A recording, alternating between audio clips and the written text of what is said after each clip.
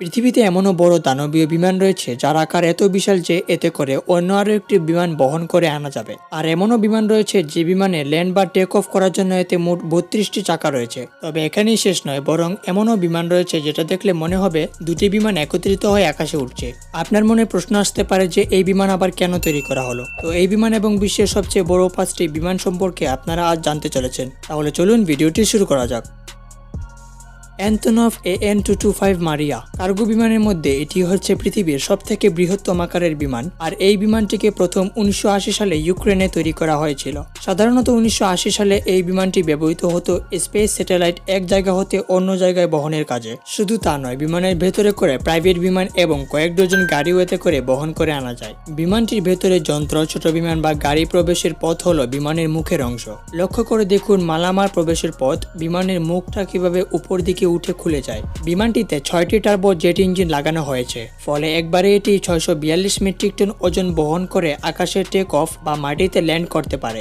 বিমানটির পেছনে মোট 28টি চাকা লাগানো হয়েছে এবং সামনে রয়েছে 8টি চাকা। তো সব মিলিয়ে বিমানটি প্রায় 32টি চাকা সম্পন্ন শক্তিশালী কার্গো সার্ভিস বিমান। সাধারণ বিমানকে যদি এর সামনে তুলনা করেন তবে বুঝতে পারবেন সাধারণ বিমান আর এই বিমানের মধ্যে পার্থক্যটা কি। এত বিশাল ও ভারী ওজন হওয়া সত্ত্বেও বিমানটি 840 কিলোমিটার গতিবেগে আকাশে উঠতে সক্ষম। একবার আকাশে ওড়ার পর বিমানটি 15,400 কিলোমিটার দূরত্ব পথ অনায়াসেই অতিক্রম করতে পারে।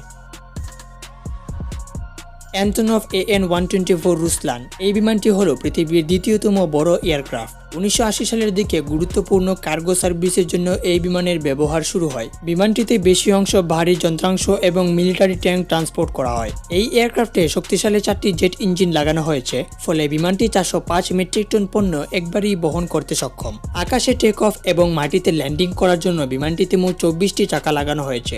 লম্বায় বিমানটি প্রায় 225 ফুট এবং এর ডানার দৈর্ঘ্য 240 ফিট, অর্থাৎ বুঝতেই পারছেন যে লম্বার তুলনায় এর ডানার দৈর্ঘ্য বেশি।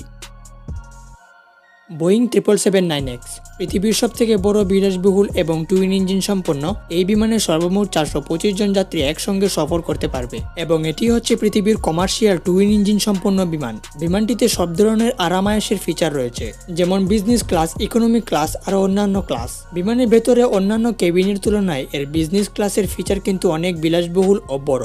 লম্বায় বিমানটি প্রায় 252 ফুট এবং এর ডানার দৈর্ঘ্য হবে প্রায় 234 ফুট। যাত্রী নিয়ে বিমানটি আকাশে একবার উড়ে গেলে 13,500 কিলোমিটার পর্যন্ত যেতে পারে।